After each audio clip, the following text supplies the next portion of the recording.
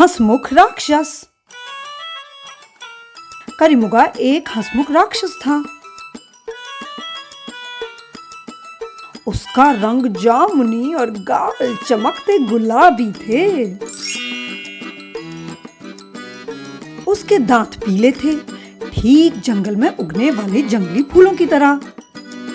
रात में जब वह मुस्कुराता तो पतंगे उसके दांतों के आसपास मंडराने लगते, जैसे कि वह मोमबत्तियां हों। और करिमुगा तो हमेशा ही मुस्कुराता रहता था। दूसरे राक्षस उससे बहुत जलते थे।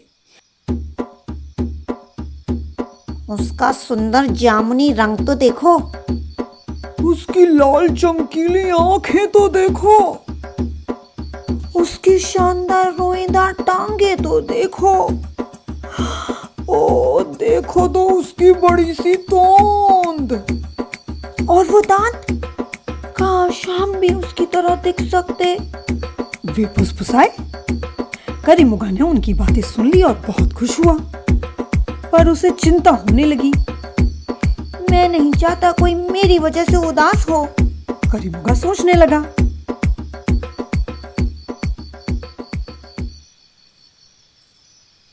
सो उस रात करिमुगा गया ज्ञानी पेड़ के पास। ज्ञानी पेड़ जंगल के सबसे बुजुर्ग पेड़ थे। वह इतने विशाल थे कि करिमुगा उन्हें अपनी बाहों में भी नहीं ले पाता था।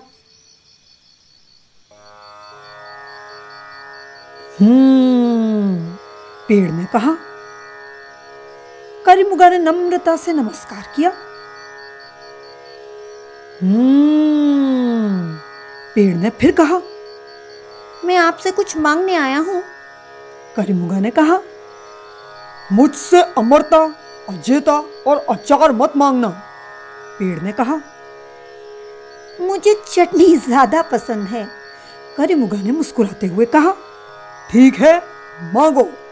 पेड़ कड़क कर बोले, क्या आप मुझसे मेरी सुंदरता लेकर दूसरे सभी राक्षसों को दे सकते हैं? करिमुगा ने पूछा।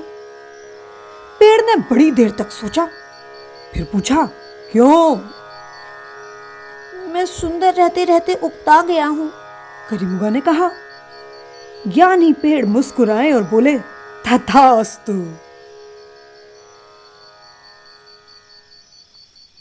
जब करिमुगा दौड़कर अपने दोस्तों के पास पहुंचा तो क्या नजारा था उसके सामने। मेरा जामुनी रंग तो देखो, एक राक्षस चिल्लाया। हो, मेरी रोएदार टांगे तो देखो, दूसरा चीखा। मेरी लाल चमकीली आंखों के सामने ये कुछ भी नहीं, तीसरे राक्षस ने कहा। सभी राक्षसों ने खुश होकर एक दूसरे को गले लगाया। देखो हमें, मुस्कुराते हुए उन्होंने करिमुगा से कहा, हम कितने सुंदर हैं।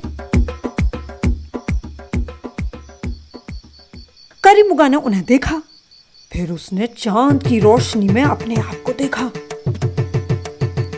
उसका शरीर पीला पड़ गया था, उसकी टांगे पतली थी और उन पर एक भी बाल नहीं था, और उसकी तूंद गायब। वह थोड़ा उदास हो गया।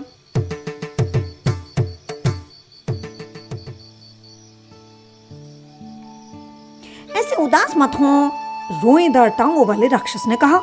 आज की रात कोई उदास नहीं हो सकता, सुंदर लाल आंखों वाले राक्षस ने कहा।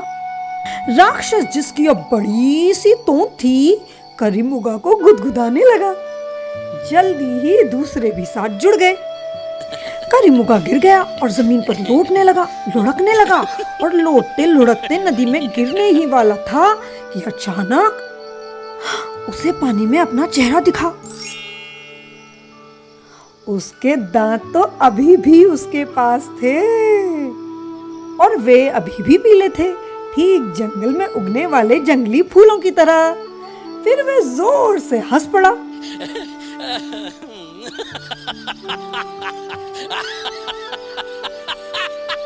करिमुगा फिर से एक हंसमुख राक्षस बन गया।